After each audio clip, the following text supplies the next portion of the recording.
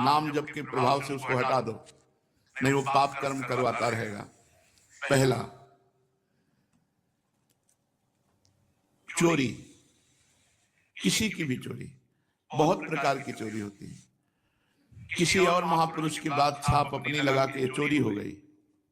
भागवतिक सिद्धांतों में भी किसी और महापुरुष की बात है और छाप अपनी लगा दी, बात अपनी लगा दी, तो चोरी हो गई। जिसकी बात है उसी का नाम लेके बोलो कि पूज्यपाद अमुक महापुरुष ने ऐसे वचन बोले, अपनी छाप नहीं लगानी, चाहे वो पद हो चाहे उनकी शब्दावली हो, उन महापुरुष ने ऐसा कहा। चोरी, दूसरे की वस्तु का, दूसरे के अस्तित्व का अपहरण करना चोरी कहलाता है। जिसमें चोरी करने का स्वभाव है, चाहे वो जो भी चोरी हो, बहुत प्रकार से चोरी होती है। वो अंतःकरण में पाप है इसलिए बर्दाश्त होता है, नहीं तो पवित्र अंतःकरण में चोरी बर्दाश्त नहीं होती। किसी को चोरी नहीं कर सकता। छल कपट के द्वारा, बेईमानी के द्वारा और भी अन्य वृत्तियों के द्वारा जो दूसरे से धन लिया जाता है, वस्तु ली जाती है, उसके स्वत्व का अपहरण किया जाता है, उसके अधिकार को छीना जाता है, ये सब चोरी के अंतर्गत आता है। जिसमें चोरी है वो पापी अंतःकरण है। दूसरा, हिंसा, किसी भी जीव की हत्या करना। हिंसा भी बहुत प्रकार की होती है। धन लिया जाता है, वस्तु ली जाती है, उसके स्वत्व का अपहरण किया जाता है, उसके अधिकार को छीना जाता है, ये सब चोरी के अंतर्गत आता है। जिसमें चोरी है वो पापी अंतःकरण है। दूसरा, हिंसा, किसी भी जीव की हत्या करना। हिंसा भी बहुत प्रकार की होती है। वाणी से किसी के हृदय को दुख पहुंचाना भी हिंसा है। शरीर से किसी के शरीर को पीड़ा देना भी हिंसा है। आप खिलवाड़ में किसी जीव के साथ आप उसको बंद करके मनोरंजन कर रहे हैं और उसको प्राणों का भय लग रहा है, ये हिंसा के अंतर्गत ही आएगा। बंदर है, पक्षी है, कुत्ता है, ऐसे पशुओं को आप मनोरंजन में ही प्रताड़ित कर रहे हैं तो हिंसा के अंतर्गत आएगा। आप मांस खाते हैं लेकिन आप किसी जीव की हिंसा नहीं करते, पर हिंसा करने का पाप आपको लगेगा क्योंकि आप उस मांस को खाते हैं।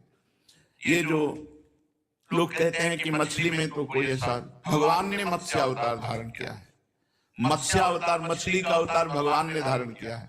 और जिनको ये लगता है कि अगर हम खाएंगे नहीं तो ये बढ़ जाएंगे, तो फिर नरक भी आपके लिए भगवान ने तैयार किया है, क्योंकि आप विनाश लीला के पार्षद बनेंगे तो विनाश आपका होगा, आपकी दुर्गति होगी। ये जिम्मेवारी भगवान की है, सृष्टि का सृजन करना, पालन करना और संहार करना। अरे भाई, ये भगवान की सृष्टि है, सृजन करना, पालन करना, लय करना, ये भगवान के ऊपर। आप मर्यादा से चलो, जो मनुष्य धर्म है उसका पालन करो, राक्षस धर्म को स्वीकार न करें। हिंसा, जिसके अंदर हिंसा वो पापी पुरुष है, उसका अंतःकरण पाप से युक्त है। चोरी, हिंसा और पराई स्त्री से व्यभिचार, ये पापी पुरुष का लक्षण है। जो माताओं बहनों को देखते ही भोग दृष्टि से देखता है, गंदी दृष्टि से देखता है, जो पराये शरीरों के साथ व्यभिचार प्रवृत्ति करता है, वो पापी हृदय है, वो अंतःकरण पाप में है। व्यभिचार बहुत जोर से फैल रहा है क्योंकि इसी से बुद्धि भ्रष्ट होगी और भजन, साधन, धर्म, अध्यात्म, इनसे दूरी बना देगा। जहां काम तहां राम नहीं, जहां राम नहीं काम। जैसे सूर्य और अंधेरा एक साथ नहीं रह सकता, ऐसे ही भगवत भजन और काम एक साथ नहीं रह सकता। इसलिए जो व्यभिचार परायण है, पानी ग्रहण संस्कार करके अपनी पत्नी के साथ संतानोत्पत्ति के लिए क्रिया करना धर्म में काम भगवत स्वरूप है, उसमें पाप नहीं है। लेकिन पराई स्त्री के साथ व्यभिचार प्रवृत्ति, ये महान पाप है। चौथा, असत्य भाषण, झूठ बोलना, ये पापी का लक्षण है। बात बात पर झूठ बोलते, तनिक भी तुम्हें भय नहीं लगता झूठ बोलने में? तुम्हारे सुकृत नष्ट हो रहे हैं, तुम्हारी आयु नष्ट हो रही है। नहीं असत्य संपातक पुंजा, क्यों झूठ बोलते हो?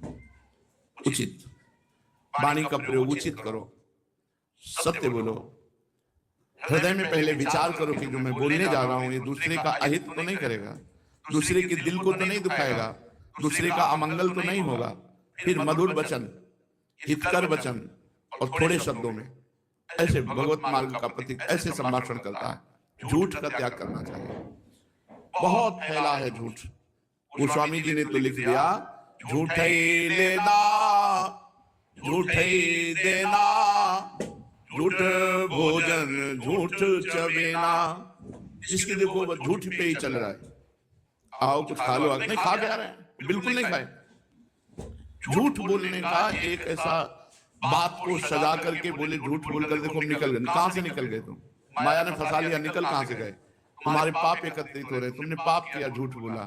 पर आज कलिकाल का इतना प्रचंड तांडव है कि कोई ये समझ नहीं रहा कि व्यभिचार पाप है, झूठ बोलना पाप है, हिंसा करना, मांस खाना ये पाप है, चोरी करना पाप है, ये समझ ही नहीं रहा। खुले मार्ग में एक महिला जा रही थी ऐसे जंजीर तोड़ करके, और लोग देख रहे हैं, और लोग ऐसे देख रहे, कोई वीडियो बना रहा है, कोई देख रहा है। ऐसा लगता है इन लोगों की आंखों का पानी मर गया है, इनमें मनुष्यत्व ही नहीं रह गया है। अरे मनुष्यत्व हो तो अपने प्राणों की बाजी लगाकर रक्षा करनी चाहिए। परहित लाग तजे जो देही, संतत संत प्रशंसा तेही। ये ऐसी कायरता, ऐसा पौरुषत्वहीनता आ रही है कि एक आदमी को चार आदमी मिलकर के परेशान कर रहे हैं, कोई बोलने वाला नहीं, कोई बोलने वाला, और मनोरंजन और वीडियो बना लेंगे। उसको बचाने की चेष्टा नहीं की जाएगी। एक आदमी का एक्सीडेंट हुआ पड़ा है, आदमी कार से निकलता है, खिड़की खोली, वीडियो बनाया, चल दिया। ऐसी पशुता आती जा रही है, स्वार्थ वृत्ति आती जा रही है। क्यों? क्योंकि पाप हृदय में विराजमान है। पांचवा, चुगली करना। किसी की भी बात अगर आपको करनी तो उसके सामने कीजिए, उसके पीठ पीछे यदि बात की तो चुगली हो जाएगी और ये पाप है।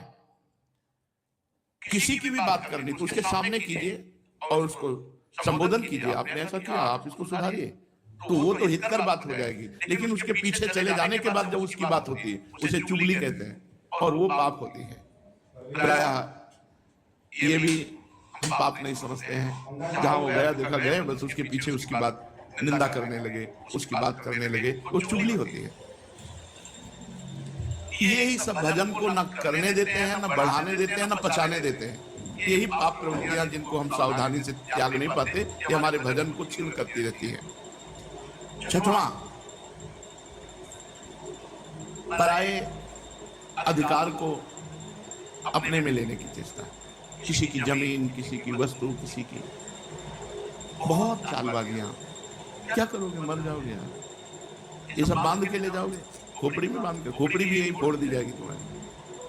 एक कपाल क्रिया होती है,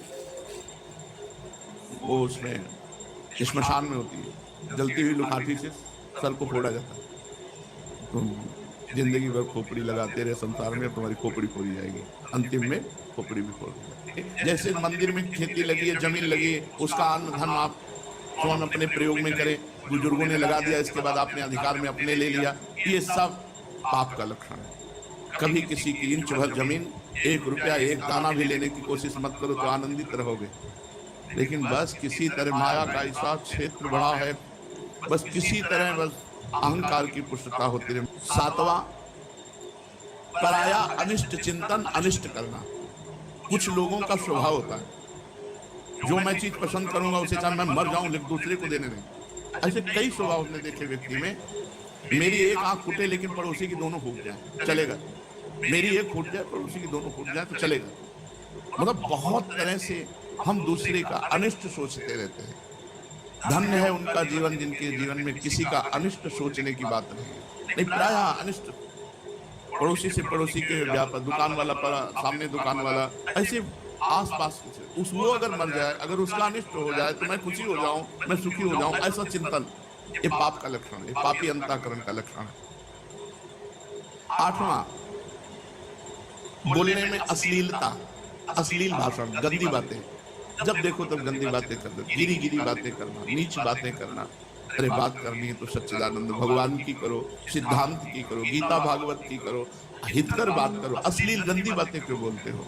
पापी पुरुष का लक्षण होता है अश्लील संभाषण करना। पूज्य बाबा ने कहा यदि नाम जप करता है, अश्लील भाषण करता है, तो नाम जप का कोई प्रभाव नहीं होगा। और 9वां, असंबद्ध प्रलाप, बेमतलब का बोलने का स्वभाव। ऐसे लोग पाप हृदय होता है, इसलिए ऐसे बोलते रहते हैं, असंबद्ध प्रलाप। और 10वां, अभिमान। मैं बस वो अभिमान भरा, ये पाप का लक्षण। जब निष्पाप हो जाओगे तो दैन्य हो जाओगे। अभिमान भगवान के चरणों में समर्पित हो जाएगा। चोरी, हिंसा, व्यभिचार, झूठ, चुगली, परधन की इच्छा, पराया अनिष्ट चिंतन और अश्लील भाषण, असंबद्ध प्रलाप और देहाभिमान, ये 10 लक्षण पापी में पाए जाते हैं। अगर इनमें से एक भी है तो हटा देना चाहिए। नहीं, भजन में